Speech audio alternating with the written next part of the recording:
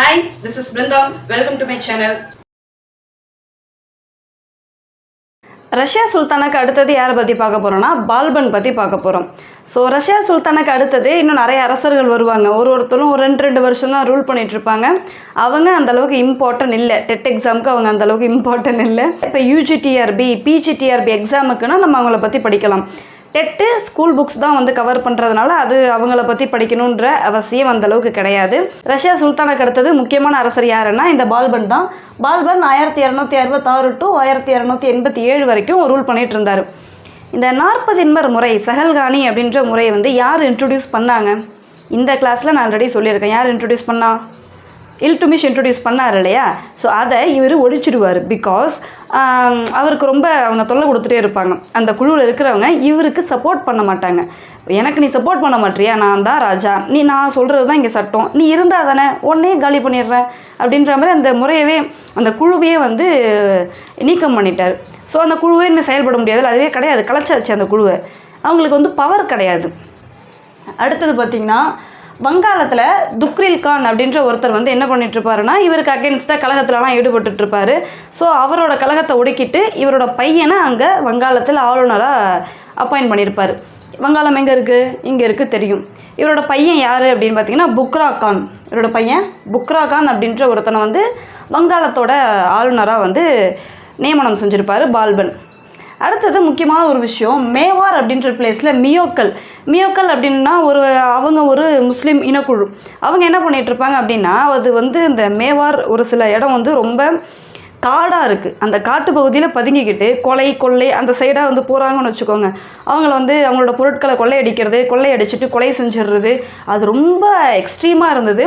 So இவர் என்ன பண்ணுறாரு, இவரே வந்து படையை வழிநடத்தி போய் இவர் என்ன பண்ணுறாருன்னா அவங்களெல்லாம் வந்து தேடி வந்து கொண்டுட்டாங்களாம் நிறைய பேரை.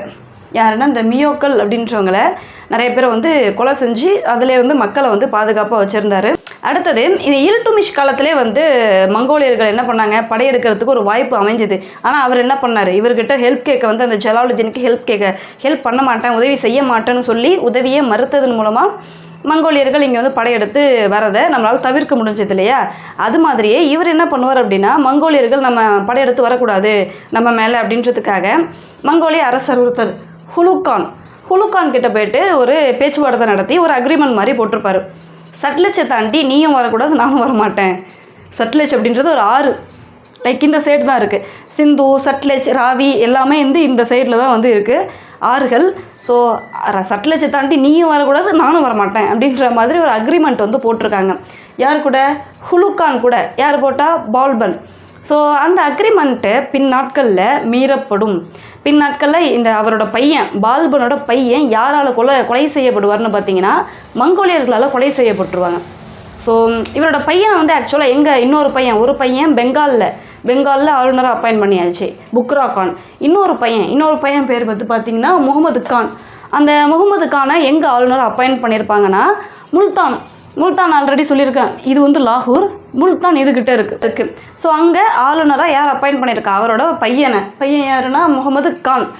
ஸோ அங்கே அவர் ஆளுநராக இருந்துகிட்டு இருக்கும்போது என்ன ஆகுதுன்னா மங்கோலியர்களோட ஏதோ சின்னதாக கிளாஷ் ஆகி இவரை அந்த இதில் கொலை செஞ்சுருவாங்க. யாரை? முகமது கானை. என்ன தான் அக்ரிமெண்ட்லாம் போட்டாலும் அக்ரிமெண்ட்லாம் மீறியாச்சு, அவர் கொலை செய்யப்பட்டுருவார் முகமது கான். ஸோ அதில் ரொம்ப மன உளைச்சலுக்கு ஆளாகி அவர் இறந்துருவார். பின் நாட்களில் பால்பன் இறந்துருவார். அவரோட இன்னொரு பையனும் ரொம்ப எப்படி இருப்பாருன்னா ஒரு திறமையற்ற அளவே இருப்பார், கைகுபாத். பால்பனோட இன்னொரு பையன். சரி, ஒருத்தர் தான் இறந்துட்டார், இன்னொருத்தர் இருக்கார், புக்ரா கானுன்ற ஒருத்தர் வங்காளத்தில் தானே இருக்கார். அவர் டெல்லிக்கு போய் ஆட்சி அமைக்கலாமே, அவர் அடுத்தது வரலாமேன்னா அவர் நான்லாம் சிம்பிளாக இருந்துக்கிறேன்ப்பா அப்படின்ற மாதிரி, எனக்கெல்லாம் ஆட்சி வேணான்ற மாதிரி அவர் அங்கேயே இருந்துக்கிறேன் அப்படின்ட்டார். அவர் வந்து மறுத்துட்டார். ஸோ இவருக்கு அடுத்தது பால்பனுக்கு அடுத்தது யார் வருவாங்கன்னா கைகுபாத் வருவாங்க. கைகுபாத் ரொம்ப வீக்கான பர்சன், ரொம்ப திறமையே இல்லாத ஒரு பர்சன். அவரோட பேரில் யார் ரூல் பண்ணிகிட்ருப்பாங்கன்னு பார்த்தீங்கன்னா கைகுபாத்தோட பேரில் அவரோட படை தளபதியான கியாசுதீன் பேர் தப்பாக சொல்லிட்டோன்னே, ஜலாலுதீன் ஹில்ஜி. ஸோ அந்த ஜலாலுதீன் ஹில்ஜி தான் ஆல்ரெடி சொன்ன ஜலாலுதீன் வேறு, இப்போ சொல்கிற ஜலாலுதீன் ஹில்ஜி இவர் வேறு. ஓகே, கன்ஃபியூஸ் பண்ணிக்காதீங்க. ஹில்ஜி இந்த படை தளபதி என்ன பண்ணுறாருன்னா அந்த கைகுபாத்தோட பேரில் ரூல் பண்ணிகிட்ருக்காரு. ஸோ இப்படியே போயிட்டுருக்கு. கொஞ்ச நாள் கழித்து அவருக்கும் அரியன் ஆசை வரும்ல, என்ன பண்ணுறாருன்னா கொலை செஞ்சுறாரு கைகுபாத்தை. ஆட்களை வச்சு கொலை செஞ்சுட்டு அவர் அரியணைக்கு வராரு. இந்த டெல்லி சுல்தானியத்தில் நீங்கள் ஒரு விஷயத்தை கவனித்து பார்த்தீங்கன்னா பதவிக்காக அப்பாவே வந்து கொலை செய்வாங்க. ஸோ இதெல்லாம் வந்து தொடர்ச்சியாக நடந்துக்கிட்டே இருக்கும். இப்போ யாரை கொலை செஞ்சுருக்கா? படை தளபதி அந்த அரசரை வந்து கொலை செஞ்சுட்டாங்க இல்லையா, ஜலாலுதீன் ஹில்ஜி கொலை செஞ்சுட்டு அவர் ஆட்சிக்கு வராரு. இதோட அடிமை வம்சம் முடிஞ்சு அடுத்த வம்சம் உருவாகுது. என்ன அப்படின்னு பார்த்தீங்கன்னா ஹில்ஜி டைனாஸ்டி, ஹில்ஜி வம்சம் உருவாகுது. அடிமை வம்சத்தோட இயர் என்ன? 90 முடிஞ்சிருச்சு. இப்போ 90 அடுத்தது 1290 என்ன ஸ்டார்ட் ஆகுது? அடுத்த வம்சம் ஹில்ஜி வம்சம் ஸ்டார்ட் ஆகுது. ஜலாலுதீன் ஹில்ஜி வம்சத்தை தோற்றுவித்தார். எப்படி? கைகுபாத்தை வந்து கொலை செஞ்சுட்டு இவர் வந்து ஹில்ஜி வம்சத்தை ஸ்டார்ட் பண்ணியிருக்காரு. ஸோ அதோட ஃபஸ்ட்டு அரசர், ஹில்ஜி வம்சத்தோட முதல் அரசர் இவர் தான் ஜலாலுதீன் ஹில்ஜி. மொத்தம் இவர் வந்து ஒரு 6 வருஷம் தான் ரூல் பண்ணுவார். 1290 டு 96 வரைக்கும் தான் ரூல் பண்ணுவார். ஏன் 6 வருஷம் தான்? அதுக்கடுத்து என்ன ஆனார்னு பார்த்தீங்கன்னா இவரை ஒருத்தர் கொலை செஞ்சுருவார். யாரான இவரோட மருமகனான அலாவுதீன் ஹில்ஜி. ஸோ ஓகே, பார்க்கலாம் வாங்க. இப்போ ஜலாலுதீன் ஹில்ஜி பற்றி நம்ம பார்க்கணுன்னா ரொம்ப இம்பார்ட்டண்டான நிறைய விஷயங்கள்லாம் கிடையாது. ஒரே ஒரு விஷயந்தான், அவர் ஹில்ஜி வம்சத்தை ஸ்டார்ட் பண்ணியிருக்காருன்ற ஒரு விஷயமும். ஜலாலுதீனோட மருமகன் அப்படின்னா அவர் வந்து அலாவுதீன் ஹில்ஜி. அவர் வந்து காரா அப்படின்ற ஒரு பகுதியோட ஆளுநரை அப்பாயிண்ட் பண்ணியிருப்பாங்க. 1292 அப்பாயிண்ட் பண்ணுவாங்க. காரா பகுதியோட ஆளுநராக யாரை? அலாவுதீன் ஹில்ஜியை. இவர் என்ன பண்ணியிருப்பார், சரி ஏதோ வந்து இப்படி நமக்கு பதவியெலாம் கொடுத்துருக்காங்க, நல்ல விதமாக அவங்களுக்கு என்கரேஜ் பண்ணணும், அவங்களை வந்து நம்ம சப்போர்ட்டிவாக இருக்கணும், ஹெல்ப் பண்ணணும், அப்படிலாம் இல்லை. அரச பதவி அவங்கவுங்களுக்கு வேணும், பதவி ஆசை யாரையுமே விடாதுன்ற ஜலாலுதீன் சொன்னது பேரில் அலாவுதீன் ஹில்ஜி என்ன பண்ணுவார்னா தேவகிரியை படையெடுத்து போவார். தேவகிரி எங்கே இருக்குன்னா இங்கே இருக்குது, இதுக்கிட்டே இருக்கும் தேவகிரி. அந்த தேவகிரி என்ன பண்ணுவாங்கன்னா படையெடுத்து போவார். தேவகிரியை படையெடுத்து போயிட்டு அங்கே இருக்கக்கூடிய அரசரை வந்து தோக்கடிச்சிட்டு நிறைய அங்கே இருக்கக்கூடிய அந்த கஜானா எல்லாத்தையும் கொள்ளை அடிச்சுட்டு ரிட்டன் அவ்வளோ ஒரு வளத்தோட, அதாவது அவ்வளோ ஒரு கொள்ளை பொருட்களோட என்ன பண்ணுவார்னா ரிட்டன் டெல்லிக்கு போயிட்டுருப்பார். யார்? அலாவுதீன் ஹில்ஜி.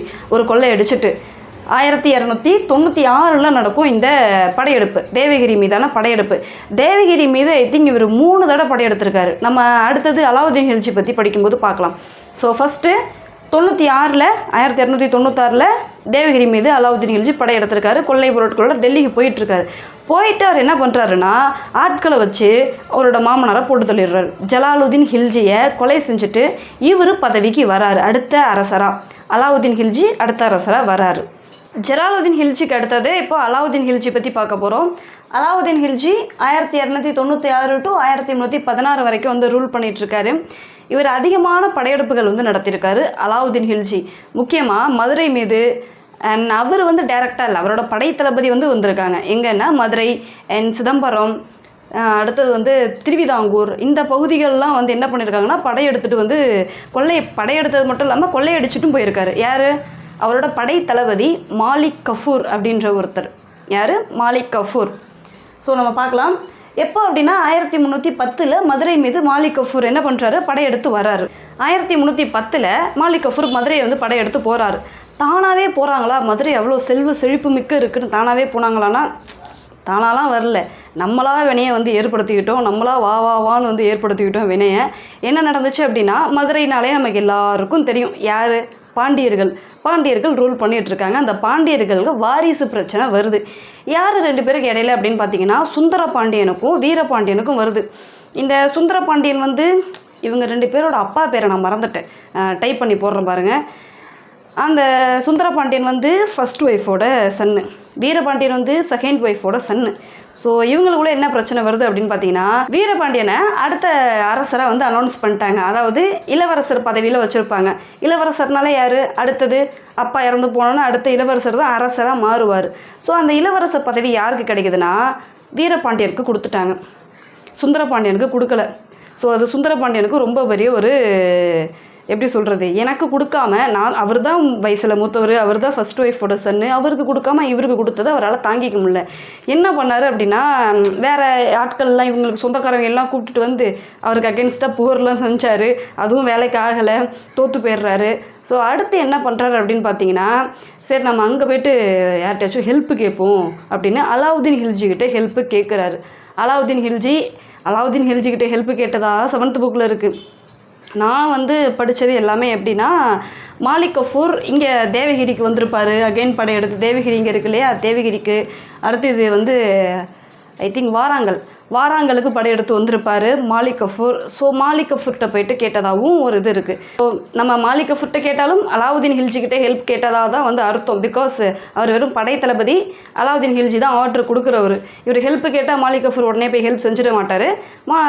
இவர்கிட்ட மாலிக் கஃபூர் வந்து யார்கிட்ட கேட்பா, அலாவுதீன் ஹில்ஜிக்கிட்டேயும் ஒரு பெர்மிஷன் வாங்கியிருப்பாங்க. ஸோ நம்ம இப்படியே வந்து எடுத்துக்கலாம். சுந்தரபாண்டியன் யார்கிட்ட ஹெல்ப் கேட்குறாங்க, அலாவுதீன் ஹில்ஜிக்கிட்ட ஹெல்ப்பு கேட்குறாங்க. எனக்கு வந்து இந்த அரச பதவியை வாங்கித்தாங்க, என்னோடய தம்பி வந்து அதில் இருக்கார், இளவரச பதவியில் இருக்கார் அப்படின்னு சொல்லிட்டு அங்கே போய் ஹெல்ப் கேட்டு அவரை இங்கே வர வச்சிட்டார். மதுரை மீது படையெடுத்து வந்து இப்போது யாருக்காச்சும் ஆட்சி கிடச்சிதா அப்படின்னா இல்லை, அங்கே சுல்தானிய ஆட்சி ஏற்படுத்தப்படும். சுல்தானிய ஆட்சி ஏற்படுத்தப்படும். ஒரு ஆளுநரை வந்து அப்பாயிண்ட் பண்ணிவிடுவாங்க லேட்டர். தென் வந்து எங்கெங்கெல்லாம் இது பண்ணாங்க, படையெடுத்து போனாங்க. கேரளானா திருவிதாங்கூரில் வந்து படையெடுத்து போயிருக்காங்க, சிதம்பரத்துக்கு படையெடுத்து போயிருக்காங்க. இந்த தேவகிரியை மட்டும் 3 டைம் படையெடுத்து போயிருக்காங்க. 1296, 1307, 1314 3 முறை தேவகிரியை படையெடுத்து போயிருக்காங்க. அடுத்தது பார்த்திங்கன்னா குஜராத்து 1299, 1300. இந்த வருஷம் கண்டிப்பாக ஞாபகம் வச்சுக்கிட்டு தான் ஆகணும், வேறு ஆப்ஷன் கிடையாது. இதை மேட்சிட்டில் கொடுத்து கேட்பாங்க. அடுத்தது 1303 சித்தூர். ரொம்ப முக்கியமான ஒரு படையெடுப்புனா அது சித்தூர் தான். சித்தூர் அந்த படையெடுப்பு என்ன நடக்குதுன்னு பார்த்தீங்கன்னா, அந்த ராஜா, ஐயோ புக்கில் அந்த ராஜா பேர் கொடுக்கல, எனக்கு தெரியும், சொல்கிறேன். அந்த ராஜா வந்து படையெடுத்து போகிறாரு. 2 பேருக்கும் போர் வந்து நடக்குது. யாருக்கும் அலாவுதீன் ஹில்ஜிக்கும் சித்தூரோட ஆட்சியாளருக்கும் 2 பேருக்கும் வந்து என்ன நடக்குது, போர் நடந்துகிட்டு இருக்கு. ஆனால் போரில் வந்து யார் வின் பண்ணுவானா, அலாவுதீன் ஹில்ஜி தான் வின் பண்ணுவாங்க. இவர் தோற்கடிக்கப்படுவார், கொலை செய்யப்பட்டுருவார் இந்த சித்தூரோட ஆட்சியாளர்.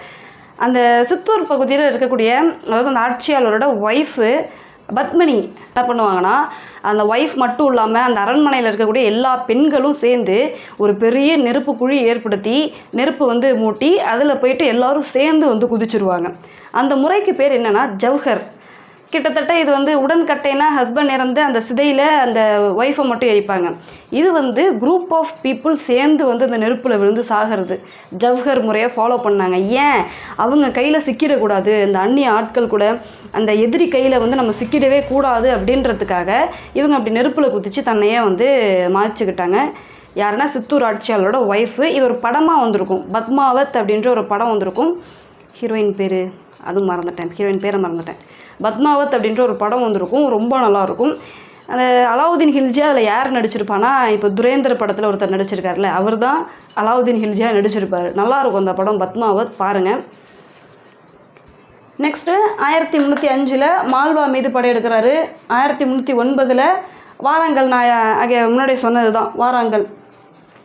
இது 2 படையெடுப்பு யார் அப்படின்னு பார்த்தீங்கன்னா, 1309 வாராங்கல், 1310 3ஆம் வீர வல்லாளன். இது 2. அப்புறம் மதுரை, இது இருக்குல்ல இந்த மதுரை, இதெல்லாம் மாலிக் கஃபூர் படையெடுத்து போயிருப்பார். இந்த பகுதியெல்லாம் மாலிக் கஃபூர் படையெடுத்து போயிருப்பார்.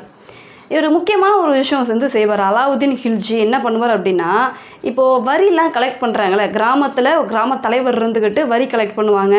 ஸோ அவர் மரபுரிமையாக அடுத்தடுத்த ஜென்ரேஷனாக அதே அந்த ஒரு குடும்பத்தில் வர அடுத்தடுத்த நபர்கள் என்ன பண்ணுவாங்கன்னா, அந்த கிராம தலைவராக இருந்துக்கிட்டு என்ன பண்ணுவாங்க, வரியை வந்து கலெக்ட் பண்ணிகிட்ருப்பாங்க. ஸோ அந்த மரபுரிமையெல்லாம் வந்து என்ன பண்ணிடுறாருன்னா நீக்கம் பண்ணிடுறாரு. ஒருத்தருக்கு மட்டுமே அதிகமாக போய் சொத்து குவியுது அப்படின்னா அவங்க சதியில் ஈடுபடுறதுக்கு வாய்ப்பு இருக்குது. இன்னொன்று, நிறையா அந்த பிரபுக்கள்லாம் இருப்பாங்கள்ல, பிரபுக்கள் அமைச்சர்கள்லாம் இருப்பாங்க இல்லையா, அவங்களுக்கும் வந்து நிறையா சொத்துக்கள்லாம் போய் குவியறதை வந்து அவர் எப்படிலாம் வந்து தடுக்கணுமோ கொஞ்சம் தடுத்தார். பிகாஸ் அவருக்கு எல்லாருக்குமே ஒரு இடத்துல நிறைய காசு போகுது அப்படின்னா என்ன அடுத்தது தோணும், ஒரு சதி வேலையில் ஈடுபடுவாங்க. அந்த ராஜா பதவிக்கு நம்ம போகலாமான்ற மாதிரி அவங்க அடுத்து சதி வேலையில் ஈடுபடுறதுக்கு நிறைய வாய்ப்பு இருக்குது. அலாவுதீன் ஹில்ஜிக்கு அகெயின்ஸ்டாக மாறுறதுக்கு வாய்ப்பு இருக்குது. அப்படின்றதுக்காக அவங்கள அந்தளவுக்கு லக்ஸூரியாக இருக்க விடாமல் தடுக்கிறதுக்கு என்னெல்லாம் பண்ணணுமோ அதெல்லாமும் பண்ணிட்டு தான் இருந்தார் அலாவுதீன் ஹில்ஜி. அடுத்தது மது மற்றும் போதை தடை செஞ்சுருக்காருன்னு சொல்கிறாங்க. ஆனால் நான் அந்த படத்துலலாம் பார்த்தது எப்படின்னா, பத்மாவத் படம் அது ஒரு ஹிஸ்டாரிக் மூவி தான். அதில் அவர் குடிக்கிற மாதிரி தான் காமிச்சிருப்பாங்க. மது போதை பொருட்கள்லாம் தடை செஞ்சாருன்னா அவர் முதல்ல ஃபாலோ பண்ணணும்ல, பட் தடை செஞ்சுருக்காரு. அஞ்சல் முறை வந்து இன்ட்ரடியூஸ் பண்ணியிருக்காரு அலாவுதீன் ஹில்ஜி. ரொம்ப முக்கியமான விஷயம், படை வீரர்களுக்கு சேலரி கொடுத்தது யாருன்னா அலாவுதீன் ஹில்ஜி. இப்போ படை வீரர்களுக்கு நிலங்களை கொடுத்து அதை நிர்வாகம் பண்ணி அதிலேருந்து வரி கலெக்ட் பண்ணி ஆர்மியை மெயின்டைன் பண்ணிக்கிட்டு ப்ளஸ் இன்னொரு கொஞ்சம் வரியை வந்து கவர்மெண்ட்டுக்கு கட்டணுன்றது தான் இக்தாதார் முறை. இதை இல்டுமிஷ் இன்ட்ரடியூஸ் பண்ணார். நம்ம இதை ஆல்ரெடி பார்த்துருக்கோம். இது இல்டுமிஷ் ஃபாலோ பண்ண ஒரு முறை. ஆனால் இவர் என்ன பண்ணுறாரு அப்படின்னா படை வீரர்களுக்கு என்ன கொடுக்குறாருன்னா லைக் சேலரி கொடுக்குறாரு. இல்டுமிஷ் வச்சுருந்ததை விட அடுத்தடுத்த அரசர்கள் வச்சுருந்ததை விட அலாவுதீன் ஹில்ஜி நிறைய படை வீரர்கள் வச்சுருந்தாங்க. ஏன் நிறைய வந்து என்ன பண்ணிகிட்டு இருந்தார், படையெடுப்புகள் நடத்திக்கிட்டே இருந்தார். ஸோ இவர் கையில் நிறைய படை வீரர்கள் இருப்பாங்க. நிறைய படை வீரர்களுக்கும் லேண்டை கொடுத்துக்கிட்டே இருக்க முடியாது. ஸோ இவங்க வந்து இந்த முறையை வந்து ஃபாலோ பண்ணுறாங்க. யார்? அலாவுதீன் ஹில்ஜி. சரி, சேலரியும் அதிகமாக கொடுக்க முடியுமானா முடியாது, வாய்ப்பு இல்லை. நிறைய பேர் இருக்காங்க. ஓரளவு தான் வந்து ஒரு மினிமம் சேலரி தான் கொடுக்கலாம். சரி, அந்த மினிமம் சேலரி வச்சுட்டு அவன் நல்லா வாழ்வானானா முடியாது. சந்தைகள்லாம் பொருட்கள் அதிகமாக இருந்துச்சுன்னா அவனோட வாழ்வாதாரம் பாதிக்கப்படும். அவன் ஏதாச்சும் வந்து லஞ்சம் வாங்கலாமா, ஊழல் பண்ணலாமான்லாம் பார்ப்பான். இதை தடுக்கிறதுக்கு என்ன பண்ணுறாங்க அப்படின்னு பார்த்தீங்கன்னா சந்தை சீர்திருத்தம் பண்ணுறாரு. என்ன அப்படின்னா சந்தை சீர்திருத்தம்னா ஒன்றும் இல்லை, இந்த விலைவாசியெல்லாம் வந்து கட்டுப்படுத்துறதுக்கு ஒற்றர்கள் அமைக்கிறாரு. யாராச்சும் வந்து விலை வந்து அதிகமாக விற்கிறாங்களா அப்படின்னு பார்க்குறதுக்கு ஒற்றர்கள். அரசு நிர்ணயித்த விலையில் தான் எல்லா பொருட்களையும் அந்த சந்தைகளில் விற்பனை செய்யணும் அப்படின்றது ஒரு ரூல்ஸு. எடை குறைவாக யாராச்சும் விற்பனை செய்கிறாங்களா, கள்ளக்கடத்தல், பதுக்கல், பொருட்களை பதுக்கி வைக்கிறது. இப்போ பதுக்கி வைக்கிறாங்க டன் கணக்கில் அப்படின்னா ஒரு தட்டுப்பாடு ஏற்படும். அப்போ வந்து அந்த பொருளை விற்கும்போது என்ன இதாக இருக்கும், நம்ம நிறைய விலைக்கு வந்து விற்க முடியும். ஸோ இந்த மாதிரி விஷயத்தெல்லாம் வந்து என்ன பண்ணுறாரு, தடுக்கணுன்றதுக்கு ஒற்றர்கள் அமைக்கிறாரு. பதுக்கல், கடத்தல் பண்ணுறது, பொருட்களை கடத்தல் பண்ணுறது, இதெல்லாம் நடக்குதான்னு கண்காணிக்கிறதுக்கு ஒற்றர்கள் அமைக்கிறாரு. யாராச்சும் அந்த மாதிரிலாம் ஈடுபட்டாங்கன்னா அவங்களுக்கு ஹெவியான பனிஷ்மெண்ட் வந்து கிடைக்கிது. இன்னொரு விஷயம், கம்மியான எடையில் ஒரு கிலோ நம்ம ஒரு பொருள் வாங்குகிறோன்னா 800 கிராம் தான் இருக்குது, 1 கிலோ இல்லை அப்படின்னா அந்த பேலன்ஸ் 200 கிராமுக்கு அவங்களோட சதையை வந்து வெட்டி எடுத்துருவார், யார் வந்து அந்த பொருளை விற்றாங்களோ. ஸோ இந்த அளவுக்கு ஸ்ட்ரிக்டாக ஃபாலோ பண்ணியிருக்காங்க. யாருக்காக? அவங்க சோல்ஜர்ஸுக்காகவே இந்த சந்தை சீர்திருத்தம் கொண்டுட்டு வரப்பட்டது. அலாவுதீன் ஹில்ஜிக்கு அடுத்தது யார் ஆட்சிக்கு வருவானா, மாலிக் கஃபூர் வந்து ஆட்சிக்கு வருவார். இவரோட படைத்தளபதி மாலிக் கஃபூர் ஆட்சிக்கு வருவார். மாலிக் கஃபூர் பின்னாட்களில் கொலை செய்யப்படுவார். ஸோ அவருக்கு அடுத்தது துக்ளக் வம்சம் ஸ்டார்ட் ஆகும். நம்ம நெக்ஸ்ட் வீடியோவில் துக்ளக் வம்சம், சையது, லோடி இவங்களெல்லாம் பற்றி பார்க்கலாம். அட்மினிஸ்ட்ரேஷன் பற்றியும் பார்க்கலாம். கிளாஸ் இதோட ஓவர். என்ன டவுட் அப்படின்னாலும் கமெண்ட்டில் கேளுங்க, நான் உங்கள் டவுட்டை வந்து கிளாரிஃபை பண்ணுறேன். திரும்பவும் சொல்கிறேன், படித்தா மட்டும் போதுமானா கண்டிப்பாக போதாது. கொஷின் ப்ராக்டிஸ் கண்டிப்பாக இருக்கணும். அப்போ தான் குவாலிஃபைடு மார்க் நம்மளால் வாங்க முடியும். வெளியிலலாம் வந்து அகாடமி நிறைய இடத்துலலாம் வந்து டெஸ்ட் பேட்ச் 2500க்கு கண்டக்ட் பண்ணிகிட்ருக்காங்க. பட் நான் 499 ருபீஸ்க்கு தான் டெஸ்ட் பேட்ச் வந்து ப்ரொவைட் பண்ணிகிட்ருக்கேன். டெஸ்ட் பேட்ச்சில் topic wise test, weekly test, unit test and full test இது எல்லாமே இன்க்ளூட் ஆகும். சோஷியல் சயின்ஸ் அண்ட் சைக்காலஜிக்கு topic wise test, weekly test எல்லாமே வந்து இருக்கும். தமிழ், இங்கிலீஷ் இது ரெண்டுத்துக்கும் ப்ராக்டிஸ் கொஷின் மட்டும் லேட்டர் ப்ரொவைட் பண்ணுவேன். ஒரு 3 செட் ஆஃப் ப்ராக்டிஸ் கொஷின் மட்டும் வந்து ப்ரொவைட் பண்ணுவேன். நான் டீச் பண்ண மாட்டேன், தமிழ் இங்கிலீஷ்லாம் நான் டீச் பண்ண மாட்டேன். சோஷியல் அண்ட் சைக்காலஜி இது ரெண்டும் வந்து டீச் பண்ணுவேன். ஃபுல் டெஸ்ட்டில் Tamil, English, psychology, social science எல்லாமே இன்க்ளூட் ஆகும். 150 மார்க்குக்கு full test, 3 full test exam முன்னாடி கண்டக்ட் பண்ணுவேன் கண்டிப்பாக. ஆல்ரெடி 125 மெம்பர்ஸ் வந்து ஜாயின் பண்ணியிருக்காங்க டெஸ்ட் பேட்ச்சில். நீங்கள் எப்போ ஜாயின் பண்ண போகிறீங்க? Thank you for watching this video. Have a good day.